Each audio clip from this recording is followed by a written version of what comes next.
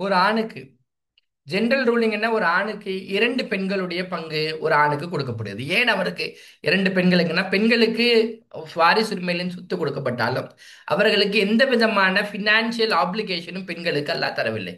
அதனை குறித்து தான் இந்த பின்ன பின்ன இந்த சூரா முழுக்க அதனை குறித்து தான் நம்ம பேச போகிறோம். ஸோ அதனால் இங்கே அதிகமாக ஆணுக்கு கொடுக்கப்பட்டாலும் எல்லா ஃபினான்ஷியல் ஆப்ளிகேஷனும் ஃபினான்ஷியல் ரெஸ்பான்சிபிலிட்டி ஆணுக்கு மட்டுமே எல்லாம் தந்திருப்பதினால், ஒரு வீட்டில் ரெண்டு பேர் சம்பாதிக்கிறாங்க, பெண் அந்த வீட்டுக்கு காசு தரணுமா அப்படின்னு கேட்டால் தருவதற்கான எந்த நெசசிட்டியும் இஸ்லாமிய ஷரியா தரல. வீட்டுக்கு ஆகக்கூடிய எல்லா எக்ஸ்பெண்டிச்சருக்கும் அந்த ஆண் தான் பொறுப்பு. அவங்க சம்பாதிக்கிறாங்க, அவர்களுக்கு வருவாய் வருகிறது, வேணும்னா அவங்க தரலாம், வேணும்னா அவங்க தர தேவையில்லை. அது முழுக்க முழுக்க பெண்ணுடைய உரிமையாகவே இஸ்லாம் பார்க்கிறது. அதனால தான் என்னது, ஆண்களுக்கு நிறைய ரெஸ்பான்சிபிலிட்டி இருப்பதனால் அவர்களுக்கான பங்கும் என்னது, இந்த சொத்துகள் என்னது நிறைய கொடுக்கப்படுகிறது. இப்போ இன்குன்ன பிறகு அவர்கள் இருந்தால், ஒருவேளை இறந்தவர்களுக்கு பெண் பிள்ளைகள் மட்டும் இருந்தால், இரண்டு பெண் பிள்ளைகளுக்கு மேல் இருந்தால் பிறகு அவர்களுக்கு இரண்டில் மூன்று பாகம் எதனை விட்டு சென்றிருக்கிறாரோ இறந்தவர் விட்டு சென்றதிலிருந்து. பெண் கானத் பிறகு அவர்கள் ஒரு பெண் குழந்தை மட்டும் இருந்திருந்தா பிறகு அவருக்கு மேக்சிமமா அவர்களுக்கு என்னது பாதி சொத்தில் பாதி அவர்களுக்கு கிடைக்கப்படும். வலியபவைகி பிறகு இறந்தவருக்கு பெற்றோர்கள் இருந்து தாய் தந்தை இருந்திருந்தால் பிறகு ஒவ்வொருவருக்கும் சொத்திலிருந்து ஆறில் ஒரு பாகம் அவர்களுக்கு தரப்படுகிறது. எதிலிருந்து விட்டு சென்றார், எப்போ அவருக்கு இறந்தவருக்கு பிள்ளைகள் இருந்தா பெற்றோர்களுக்கு ஆறில் ஒரு பாகம் தரப்படுகிறது. பிறகு இல்லை என்றால், அவருக்கு பிள்ளைகள் இல்லை அப்படின்னா பிறகு இல்லை எனில் அவருக்கு பிள்ளைகள், பிறகு அவர்களுக்கு வாரிசாக அவருடைய தந்தையே என்னது தாய் தந்தை வாரிசாக ஆகிறார்கள். பிறகு அவர்களுக்கு சொத்தில் மூன்றில் ஒரு பகுதி கொடுக்கப்படுகிறது. நான் ஒரு கேள்வி கேட்டிருந்தேன், இந்த இந்த இந்த ஆயத்தில் யாருக்கு கொடுக்கப்படும், எந்த உறவுக்கு என்னது ஷேரை குறித்து இந்த ஆயத் பேசவில்லை. somebody can put it on chat.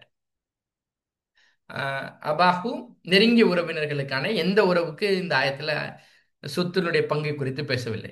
உம்மிஹி பிறகு அவருடைய தாய் தந்தைக்கு மூன்றில் ஒரு பாகம்.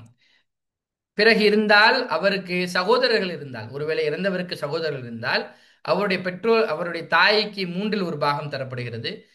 பிறகு பின்னர் இதையெல்லாம் எப்படி செய்யணும், பின்னர் அவருடைய மரண சாசனமும் அவருடைய கடனும் அடையப்பட்டதிலிருந்து. முஃபசிரியன்கள் விளக்கும் போது இப்படி சொல்றாங்க, இந்த ஆயத்து கீழே இருந்து என்னது இம்ப்ளிமெண்ட் பண்ணி போகணும் அப்படின்னு சொல்றாங்க. அப்போ முதல்ல கடன் அடைக்கப்படணும், கடன் அடைக்கப்பட்டதற்கு பிறகு இந்த சொத்தில் மூன்றில் ஒரு பாகம் வசியத்துக்கு கொடுக்கப்படணும், ஒருவேளை மேக்சிமம் கொடுத்திருந்தா. அதற்கப்புறம் பாக்கி இருப்பது என்னது அடைக்கப்படணும்னு சொல்லக்கூடிய முஃபசிரியன்கள் இருக்கிறார்கள்.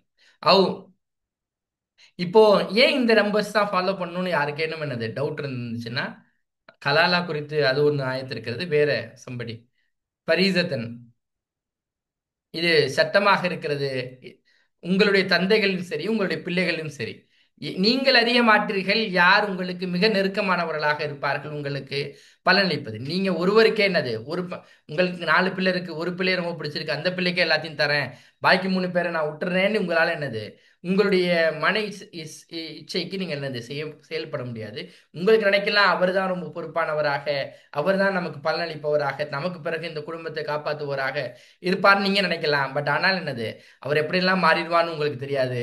எனவே அல்லாஹ் ஒரு ஃப்ராக்ஷன் தரான், அல்லாஹ் ஒரு ஃபார்முலா தரான். இந்த ஃபார்முலாவை நீங்கள் என்ன செய்ய வேண்டும், பின்பற்ற வேண்டும். ஃபரீசத்தன், இதனைத்தான் பின்பற்ற வேண்டும். இன்னைக்கு வழக்கு மன்றங்களில் எத்துணை முஸ்லிம் குடும்பங்களுடைய சொத்து பாகப்பிரிவினை பத்தின வழக்குகள் இருக்கிறது.